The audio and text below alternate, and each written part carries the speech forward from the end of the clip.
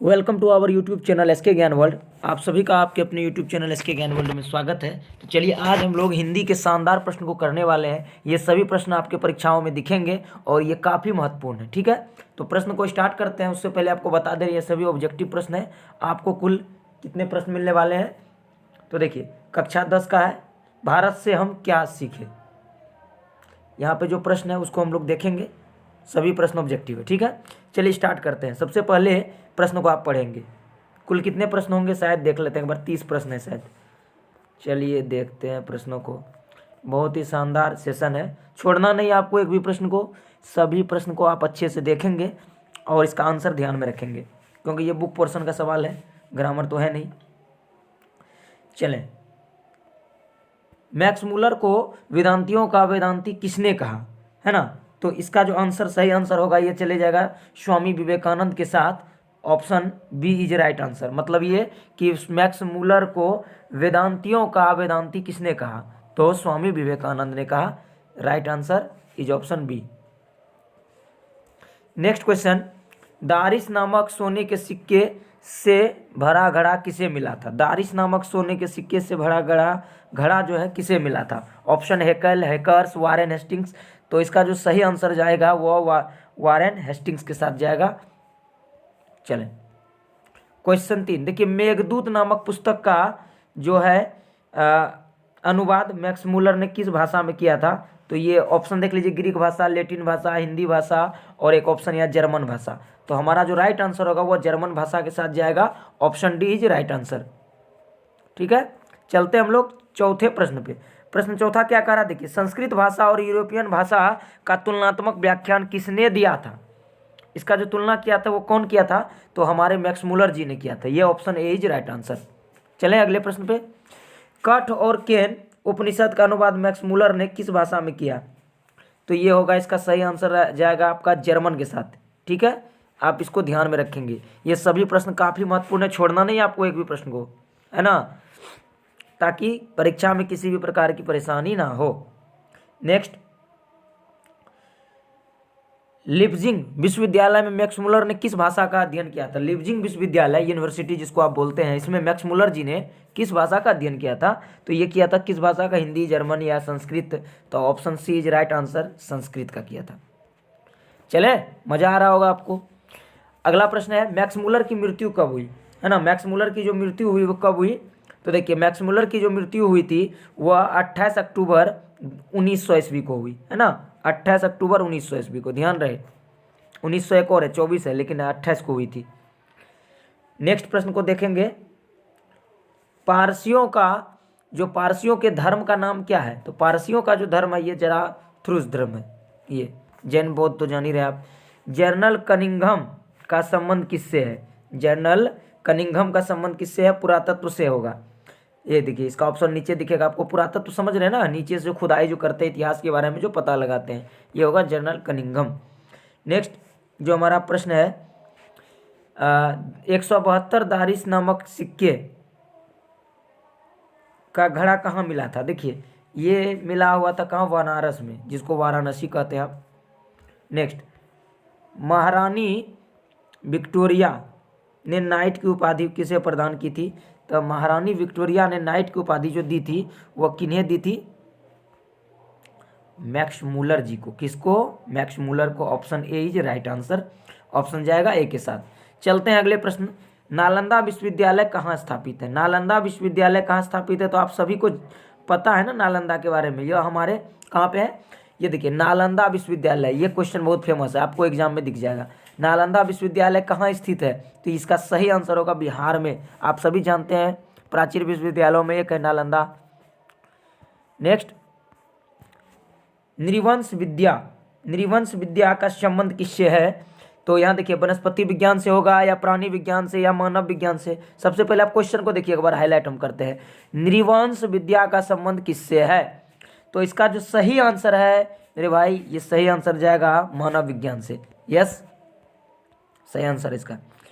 अगला प्रश्न को देखिए, दारिश क्या है। ये दारिश जो है ये क्या है, एक प्रकार का क्या होगा, चांदी का प्राचीनतम सिक्का है या सोने का। तो इसका जो सही आंसर जाएगा मेरे भाई, सोने के सिक्के के साथ जाएगा। Option B is right answer. चलते हैं अगले प्रश्न। मैक्स मूलर का जन्म कब हुआ? तो देखिए मैक्स मूलर का जन्म जो हुआ था 6 दिसंबर 1823 को। मैक्स मूलर का जन्म कब हुआ? क्वेश्चन को देख लीजिए, ये सब ऐसे ही प्रश्न पूछे जाते हैं एग्जाम में, ठीक है, आपको बस याद रखना है। नेक्स्ट, प्लेटो का संबंध, प्लेटो का संबंध ये जो है प्लेटो का संबंध किस देश से है ना? तो देखिए प्लेटो का संबंध की बात कर रहे हैं तो ये हमारे हो जाएंगे यूनान के। कहाँ के? यूनान के। भारत से हमने क्या सीखा? सॉरी, प्रश्न को जल्दी से 17 पे ले जाना होगा, घिसक गया था पीछे। हाँ, भारत से हमने क्या सीखा है, इसके रचयिता कौन है? तो मैक्स मूलर जी होंगे। अभी तुरंत इसी की पाठ को हम पढ़ रहे हैं। Max Muller is right answer. प्रश्न देख लिए ना आप? प्रश्न कह रहा था कि भारत से हमने क्या सीखा, कि रचनाकार कौन है? तो Max Muller is right answer, option B is right. चलें अगले प्रश्न पे। शाहनामा, शाहनामा जो है कि किस रचनाकार में लिखी गई है, मतलब किस काल में लिखी गई है? 10वीं 11वीं सदी के आसपास लिखी गई थी, ठीक है। चलें अगले प्रश्न के साथ। संस्कृत, सुन रहे होंगे प्रश्न को, संस्कृत का अग्नि शब्द लैटिन में किस रूप में मिलता है? तो देखिए इग्निस, इग्निस इसको हम अग्नि कहते हैं ना, आग। संस्कृत का यह अग्नि शब्द किस रूप में मिलता है हमें? इग्निस के रूप में मिलता है। Option C is right answer. चले अगले प्रश्न पे। हरकस, हरकस कौन थे? तो हरकस देखिए, हरकस थे कौन? तो ये वनस्पतिक वैज्ञानिक थे। Option A is right answer. चलें अगले प्रश्न पे। Sir William Jones, sir William Jones Bharat की यात्रा कब की थी? ऑप्शन देखते हैं 1957, 1750, 1790। ये option D is right answer, 1783 में। गुड।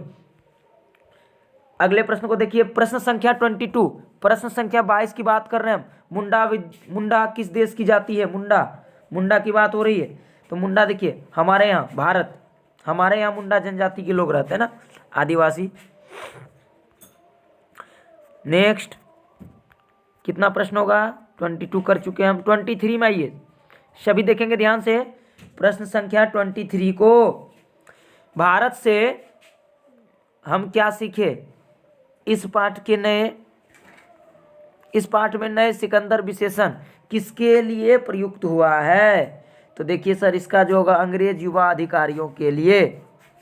भारत कहाँ बसता है? भारत कहाँ बसता है? आप सभी को पता होगा भारत की आत्मा जो है ना गाँव में बसती है। तो भारत कहाँ बसेगा? तो मेरे भाई इसका सही आंसर होगा ऑप्शन डी, मतलब ये कि भारत गाँव में बसता है। चलें अगले प्रश्न के साथ, ठीक है। आप सभी ध्यान से देखेंगे, प्रश्न को छोड़ना नहीं है आपको। प्रश्न 1 भी है ना, क्या पता जो लास्ट प्रश्न है वही एग्जाम में दिख जाए, तो आप इसको अच्छे से करके जाएंगे। अभी आप मेहनत कर सकते हैं, फिर जो आपके पास समय नहीं रहेगा, इसलिए मेहनत करिए। मैक्स मूलर का जन्म कहाँ हुआ? रत्ना पार्क नेपाल, डेउस जर्मनी। तो मेरे भाई इसका जो आंसर होगा डेसाउ जर्मनी होगा। यस। वारेन हेस्टिंग्स कौन था? तो आप सभी को पता है, हिस्ट्री वाले जानते होंगे, वारेन हेस्टिंग्स भारत का गवर्नर जनरल था। वारेन हेस्टिंग्स कौन था? भारत का गवर्नर जनरल था। 27, मैक्स मूलर के पिता का नाम क्या था? मैक्स मूलर के विल्हेम मूलर। ये option A is right answer. चलते हैं प्रश्न संख्या 28 के साथ चलेंगे हम लोग। प्रत्न मानव क्या है? ये प्राचीन मानव है। इसका जो सही आंसर होगा ऑप्शन सी होगा। चलते हैं। किसे बनारस के पास सोने से भरा सिक्का, सोने के सिक्कों से भरा एक घड़ा मिला था? ये होगा वारेन हेस्टिंग्स को, वारेन हेस्टिंग्स को। कौन? वारेन हेस्टिंग्स को। इसका जो सही आंसर होगा वारेन हेस्टिंग्स होगा। चलते हैं अगला प्रश्न देखते हैं। इस सेशन का लास्ट प्रश्न है, बहुत शानदार सेशन रहा होगा आप लोगों के लिए, क्योंकि ये सभी प्रश्न आपके एग्जाम में आने की संभावना होती है। ऐसे प्रश्न आते हैं और आप अभी तैयार कर सकते हैं, अभी आपके पास समय है। किसके अध्ययन क्षेत्र में भारत के कारण नवजीवन का संचार हो चुका था? तो ये देखिए सर, इसका जो सही आंसर होगा नीति कथा। तो आपको यह सेशन कैसा लगा? अगर अच्छा लगा यह वीडियो अगर अच्छा लगे तो ज़्यादा से ज़्यादा इसको शेयर करिए, सपोर्ट करिए, है ना। हमें सपोर्ट करें ताकि हमें और मोटिवेशन मिलेगी, ज़्यादा से ज़्यादा आपके लिए हम मेहनत करेंगे। Thanks for watching this video. कल फिर मिलते हैं एक नए वीडियो के साथ। कल आपको मिलेंगे इसके आगे के कुछ महत्वपूर्ण प्रश्न। Thanks for watching this video.